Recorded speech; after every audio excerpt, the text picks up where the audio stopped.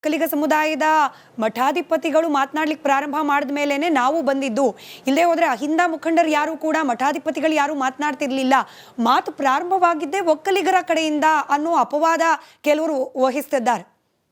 ಯಾಕೆ ಅಪವಾದ ಅನ್ಬೇಕು?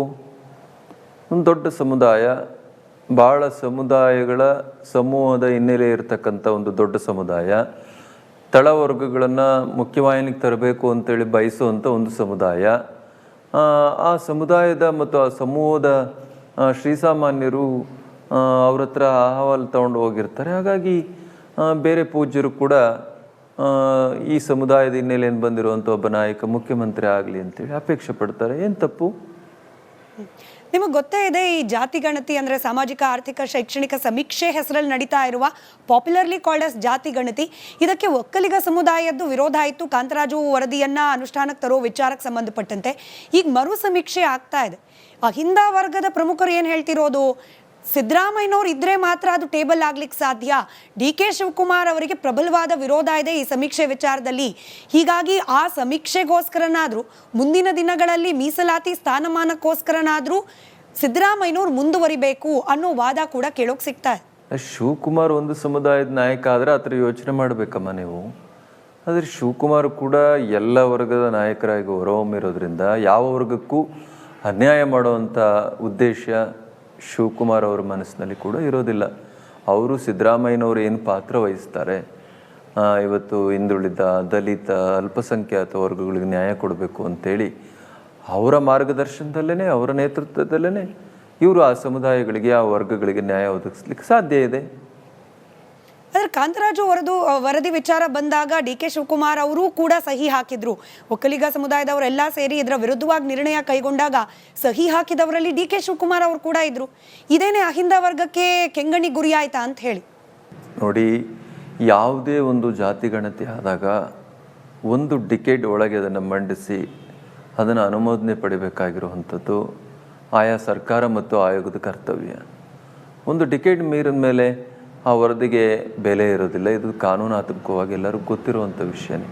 ಅದು ಡಿಕೇಡ್ ಮೀರಿ 14 ವರ್ಷ ಆಗಿತ್ತಾದ್ರಿಂದ ಮರು ಸಮೀಕ್ಷೆ ಆಗಲಿ ಹಾಗೆ ಅಂತೇಳಿ ಎಲ್ಲ ಸಮುದಾಯಗಳು ಬಯಸಿದ್ವು. ಅದನ್ನೇ ಒಕ್ಕಲ ಸಮುದಾಯ ಕೂಡ ಬಯಸಿರುವಂಥದ್ದು. ಅದಾಗ್ತಾ ಇದೆ.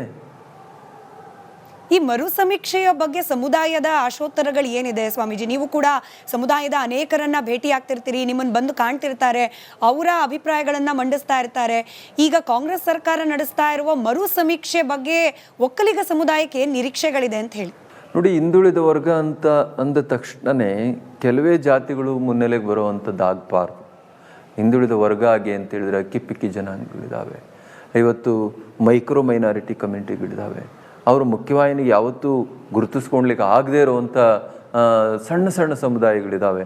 ಅಂಥವ್ರನ್ನ ಗುರುತಿಸಿ ಅಂಥವ್ರನ್ನ ಮುಖ್ಯವಾಹಿನಿಗೆ ತಂದು ಅವ್ರಿಗೆ ಬೇಕಾದಂಥ ಸೌಲಭ್ಯವನ್ನು ಕೊಡುವಂಥ ವ್ಯವಸ್ಥೆ ಆಗಬೇಕಾಗ್ತದೆ. ಅದು ನಿಜವಾದ ಸರ್ವೆ. ಸರಿಯೇ, ನಿಮ್ಮ ವಾದ ಸರಿಯೇ. ಆದರೆ ಕಾಂತರಾಜು ಅವರ ವರದಿ ವಿಚಾರಕ್ಕೆ ಬಂದಾಗ ಅಪಸ್ವರ ಯಾಕೆ ಕೇಳೋಕೆ ಸಿಕ್ತು ಅಂತಂದರೆ, ಇದು ಡೆಲಿಬರೇಟ್ ಆಗಿ ಕೆಲವರ ರಾಜಕೀಯ ಲಾಭಕ್ಕೋಸ್ಕರ ಕೆಲ ಸಮುದಾಯಗಳ ಸಂಖ್ಯೆಯನ್ನು ಹೆಚ್ಚಾಗಿಯೂ ಕೆಲ ಸಮುದಾಯಗಳ ಸಂಖ್ಯೆಯನ್ನು ಕಡಿಮೆಯೂ ತೋರಿಸಿದ್ದಾರೆ. ಅದರಲ್ಲೂ ಬಹಳ ಪ್ರಮುಖವಾಗಿ ಒಕ್ಕಲಿಗರು ಹಾಗೆ ಲಿಂಗಾಯತ ಸಮುದಾಯದವರ ವಿರೋಧ ಇದ್ದಿದ್ದೇನೆ ರಾಜಕೀಯ ಕಾರಣಕ್ಕೇನೆ ನಮ್ಮ ಸಂಖ್ಯೆಯನ್ನು ಕಡಿಮೆ ತೋರಿಸಿದ್ದಾರೆ ಅನ್ನೋದು. ಅದು ಅಪ್ರಸ್ತುತ ಅಲ್ವಾ ಅಮ್ಮ? ಟೆಕ್ನಿಕಲಿ ಮತ್ತು ಕಾನ್ಸ್ಟಿಟ್ಯೂಷನಲ್ಲಿ ಅದು ಕಾನೂನಾತ್ಮಕವಾಗಿ ಮತ್ತು ತಾಂತ್ರಿಕವಾಗಿ ಅದು ಅಪ್ರಸ್ತುತ. ಅದು ಆ ವಿಷಯನೇ ಅಪ್ರಸ್ತುತ. ಅದು 10 ವರ್ಷ ಮೀರೋದ್ಮೇಲೆ ಅದಕ್ಕೆ ಬೆಲೆನೇ ಇರೋದಿಲ್ಲ ಆ ವರದಿಗೆ. 10 ವರ್ಷದೊಳಗೆ ಅವರು ಸರ್ಕಾರದಲ್ಲಿ ಮಂಡಿಸಿ ಅನುಮೋದನೆ ಪಡೆದಿದ್ರೆ ಇಷ್ಟೆಲ್ಲ ಚರ್ಚೆ ಅವಶ್ಯಕತೆ ಇರ್ತಿತ್ತು. ಸರಿ, ಈಗ ಆಗ್ತಾ ಇರುವ ಮರು ಸಮೀಕ್ಷೆ ಡಿ.ಕೆ. ಶಿವಕುಮಾರ್ ಅವರು ಒಂದು ವೇಳೆ ನನ್ನ ಹೈಪೋಥೆಟಿಕಲ್ ಆಗಿ ಪ್ರಶ್ನೆ ಕೇಳ್ತಾ ಈಗಿನ ಸರ್ವೆ ಮತ್ತು ಈಗಿನ ವರದಿ ಅಷ್ಟೇ ಮಾತಾಡ್ಬೇಕು ನೀವು. ಸರಿ, ಈಗ ನಡೀತಾ ಇರುವ ಮರು ಸಮೀಕ್ಷೆ ಡಿ.ಕೆ. ಶಿವಕುಮಾರ್ ಅವರು ಒಂದು ವೇಳೆ ಮುಖ್ಯಮಂತ್ರಿ ಆಗಿದ್ದೇ ಆದಲ್ಲಿ ಅದ್ರ ಭವಿಷ್ಯ ಏನಾಗುತ್ತೆ? ಕೆಲವರ ಅಪಿನಂಬಿಕೆ ಡಿ.ಕೆ. ಶಿವಕುಮಾರ್ ಅವ್ರು ಬಂದ್ಬಿಟ್ರೆ ಈ ಸಮೀಕ್ಷೆಯನ್ನು ಟೇಬಲ್ ಮಾಡೋಕೆ ಬಿಡೋದಿಲ್ಲ ಅಂತ ಹೇಳಿ.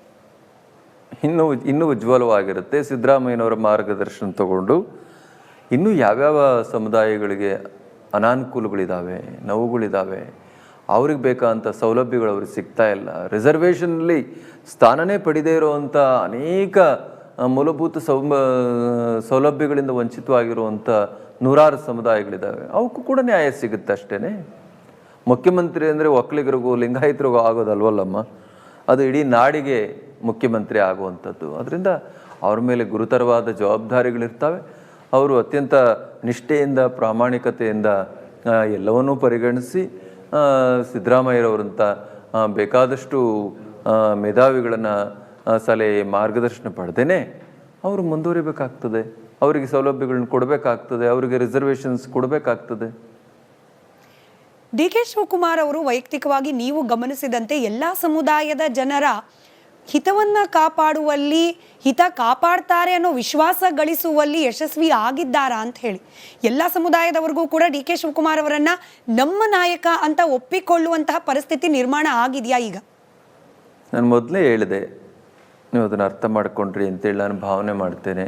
ಈ 5-6 ದಿವಸಗಳಲ್ಲಿ ಒಕ್ಕಲಿಗ ಶಾಸಕರು ಅವರ ಪರವಾಗಿ ನಿಂತು ಮಾತಾಡಿದ್ದಕ್ಕಿಂತ ಬೇರೆ ಬೇರೆ ವರ್ಗ ಮತ್ತು ಧರ್ಮದ ಶಾಸಕರು ಮಾತಾಡಿದ್ದು ಹೆಚ್ಚು. ಇದರ ಅರ್ಥ ಏನು? ಸರಿ, ಶಾಸಕರಿಗೆ ತಮ್ಮ ಮುಂದಿನ ಭವಿಷ್ಯದ ದೃಷ್ಟಿಯಲ್ಲಿ ಕೆಲವೊಂದಷ್ಟು ಸ್ವಾರ್ಥ ಇರಬಹುದೇನೋ. ನಾನು ಯಾಕೆ ಮತ್ತೊಮ್ಮೆ ಈ ಪ್ರಶ್ನೆ ಕೇಳಿದೆ ಅಂತಂದ್ರೆ, ಈ ಸಮುದಾಯಗಳ ಮಠಾಧಿಪತಿಗಳು ಆಚೆ ಬಂದು ಮಾತನಾಡ್ತಿರುವವರ ಪೈಕಿ ಕೇವಲ ಒಕ್ಕಲಿಗ ಸಮುದಾಯದ ಮಠಾಧೀಶರು ಮಾತ್ರ ಡಿ ಕೆ ಶಿವಕುಮಾರ್ ಅವರ ಪರವಾಗಿ ಮಾತನಾಡ್ತಿದ್ದಾರೆ. ನಾವು ಕೆಲ ಲಿಂಗಾಯತ ಸಮುದಾಯದ ಮಠಾಧೀಶರನ್ನ, ಸ್ವಾಮೀಜಿಗಳನ್ನ ಮಾತನಾಡಿಸಿದಾಗ ಅವರು ಒಂದ ಪ್ರತಿಕ್ರಿಯೆ ನೀಡಲಿಲ್ಲ, ಅಥವಾ ನೇರವಾಗಿ ಡಿ ಕೆ ಶಿವಕುಮಾರ್ ಅವರ ಪರವಾಗಿ ಅವ್ರು ಮಾತನಾಡಲಿಲ್ಲ ಅಂತ. ಈ ಹಿಂದೆ ಎಲ್ಲ ನೋಡಿದ್ವಲ್ಲ, ಡಿ ಕೆ ಶಿವಕುಮಾರ್ ಅವ್ರಿಗೆ ಅವಕಾಶ ಸಿಗಬೇಕು ಅಂತೇಳಿ ಅನೇಕ ವೀರಶೈವ ಸಮುದಾಯದ ಸ್ವಾಮೀಜಿಯವರು ಮತ್ತು ಬೇರೆ ಬೇರೆ ತಳವರ್ಗದ ಸ್ವಾಮೀಜಿಯವರು ಮುಖ್ಯವಾಹಿನಿಗೆ ಬಂದು ಇಲ್ಲ ಡಿ ಕೆ ಶಿವಕುಮಾರ್ಗೆ ಅವಕಾಶ ಆಗಬೇಕು ಅಂತ ಹೇಳಿದ್ರೆ ನಾವು ನೋಡಿದ್ವಲ್ಲ. ಈಗ ಅವ್ರು ನಿಮ್ಮ ಸಂಪರ್ಕಕ್ಕೆ ಸಿಗದೆ ಇರಬಹುದು. ಹಿಂದೆ ಆತ ಆಗಿದ್ದು ನಾವು ನೋಡಿದ್ವಲ್ಲ. ಲಿಂಗಾಯತ ಸಮುದಾಯದ ಒಂದಷ್ಟು ಓಟ್ಗಳು ಕೂಡ ಕಾಂಗ್ರೆಸ್ಗೆ ಈ ಬಾರಿ ಬರುವಲ್ಲೂ ಕೂಡ ಡಿ ಕೆ ಶಿವಕುಮಾರ್ ಅವರ ಬ್ಯಾಕ್ಗ್ರೌಂಡ್ ವರ್ಕ್ ಕಾರಣವಾಗಿದೆ ಅನ್ನೋದನ್ನ ಚುನಾವಣೆ ನಂತರದಲ್ಲಿ ಅನೇಕ ರಾಜಕೀಯ ವಿಶ್ಲೇಷಕರು ವಾದ ಮಂಡಿಸೋದನ್ನ ನಾವು ಗಮನಿಸಿದ್ವಿ. ಲಿಂಗಾಯತ ಸಮುದಾಯದ MLAಗಳ ಗೆದ್ದ ಸಂಖ್ಯೆ ಕೂಡ ಅದಕ್ಕೆ ಪೂರಕವಾಗೇ ಇತ್ತು. ಬಟ್ ಎಲ್ಲೋ ಒಂದ್ ಕಡೆ ಈ ಸಮುದಾಯದಿಂದ expected support D K Shivakumar ಅವರಿಗೆ ಸಿಗ್ತಿದೆಯಾ ಅನ್ನೋ ಅನುಮಾನ. ನಾನು ಹೇಳ್ತಾ ಇದ್ದೀನಲ್ಲ, ಒಕ್ಕಲಿಗ ಶಾಸಕರು ಡಿ ಕೆ ಶಿವಕುಮಾರ್ ಮುಖ್ಯಮಂತ್ರಿ ಆಗಲೇ ಹಾಗೆ ಅಂತ ಹೇಳೋದಕ್ಕಿಂತ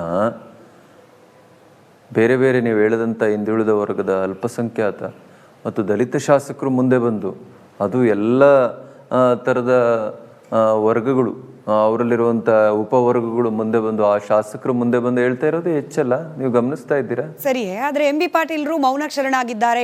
ಉದಾಹರಣೆಗೆ ಯಾರ ಪರವಾಗೂ ಮಾತನಾಡ್ತಿಲ್ಲ, ಯಾರ ವಿರುದ್ಧವಾಗೂ ಮಾತನಾಡ್ತಿಲ್ಲ. ಲಕ್ಷ್ಮೀ ಹೆಬ್ಬಾಳ್ಕರ್ ಅವರು ಕೂಡ ಬಹುತೇಕ ಅಡ್ಗೋಡೆ ಮೇಲೆ ದೀಪ ಇಟ್ಟಂಗೆ ಮಾತನಾಡ್ತಿದ್ದಾರೆ. ನಮ್ಮ ಆನೇಕಲ್ಲು ಶಾಸಕರು ಶಿವಣ್ಣ ಅವರೊಂದು ಉಪವರ್ಗಕ್ಕೆ ಬರ್ತಾರೆ. ಅವರೆಲ್ಲ ನೋಡಿ ಅಮ್ಮ, ಇಲ್ಲಿರುವಂಥ ಒಂದೇ ಪ್ರಶ್ನೆ, ಸಿದ್ದರಾಮಯ್ಯನವ್ರ ಮೇಲೆ ಯಾವ ಕಂಪ್ಲೇಂಟ್ಸು ಇಲ್ಲ. ಯಾಕಂದ್ರೆ ಅವರು ಅತ್ಯಂತ ಉತ್ತಮವಾದಂಥ ಆಡಳಿತವನ್ನು ಈ ನಾಡಿಗಾಗಿ, ನಾಡಿನ ಜನರ ಒಳಿತಿಗಾಗಿ ಕೊಡ್ತಾ ಇದ್ದಾರೆ. ಅವರ ಹೈಕಮಾಂಡು ಏನು ಮಾತು ಕೊಟ್ಟಿದೆ ಆ ಮಾತನ್ನು ಉಳಿಸ್ಕೊಂಡ್ಲಿ ಹಾಗೆ ಅನ್ನುವಂಥ ಪ್ರಶ್ನೆ ಬಿಟ್ಟರೆ ಇಲ್ಲಿ ಬೇರೆ ಯಾವ ಪ್ರಶ್ನೆಯೂ ಇಲ್ಲ.